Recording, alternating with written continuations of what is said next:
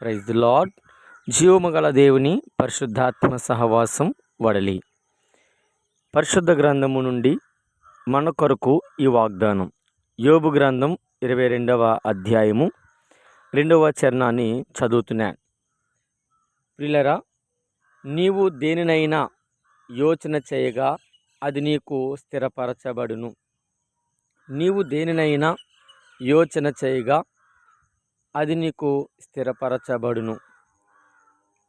ప్రభు ఇచ్చిన వాగ్దానాన్ని బట్టి మనం ఏదైతే ఆలోచిస్తున్నామో, ఏదైతే యోచిస్తున్నామో, ఆలోచన కలిగిన వారుగా ఉన్నామో, ప్రభుని కోరుకుని సిద్ధింపజేసి ఆలోచన యావత్తు సఫలపరిచే దేవుడు మన మధ్యన ఉన్నారని విశ్వాసముతో, ధైర్యముతో ప్రభుని యోచన చేయండి.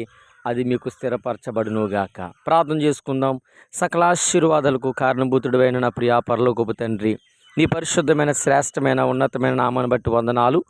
అయా యొక్క ఉదయకాల సమయంలో నీ పాదాలు చెంత చేరి అయా మిమ్మల్ని స్తుతించి నీ నామాన్ని ఘనపరుచుకునే భాగ్యంను మీరు మాకు ఇచ్చినందుకు వందనాలు.